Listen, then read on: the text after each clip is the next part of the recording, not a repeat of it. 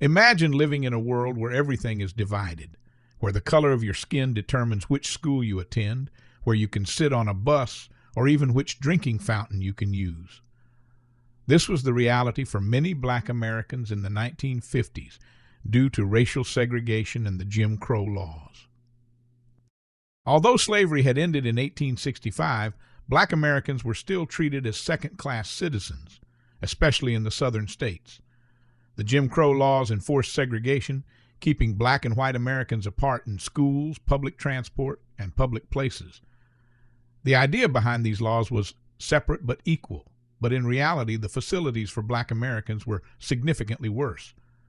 This meant fewer educational and job opportunities, which kept many black communities trapped in poverty and inequality. But segregation wasn't the only issue. There were huge economic differences between the North and the South. The North was more industrialized, with large cities, factories, and greater job opportunities. Many black Americans moved there in search of work in a movement called the Great Migration. Meanwhile, the South remained largely agricultural, relying on cheap black labor. Many black farmers were stuck in a system called sharecropping, where they worked on land they didn't own and earned barely enough to survive. Politics also played a role in keeping segregation alive. The United States has a federal system, which means the national government can create laws, but individual states have the power to enforce their own policies. This created conflict when it came to civil rights. Even when the Supreme Court ruled in 1954 that segregated schools were illegal, many southern states ignored the decision. President Dwight Eisenhower attempted to enforce desegregation, but Southern leaders resisted, determined to keep segregation in place. At the same time, America was engaged in a global conflict of ideas with the Soviet Union, known as the Cold War.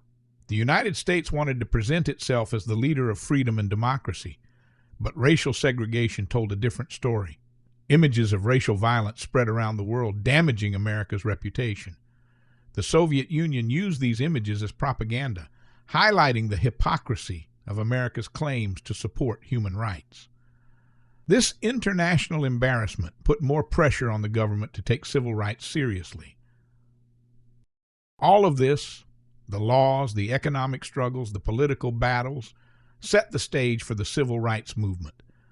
This wasn't just a fight against racial prejudice. It was a struggle for real change in education, employment, and daily life. In the next lessons, we will explore the key events, leaders, and challenges that shaped the civil rights movement and led to change in America.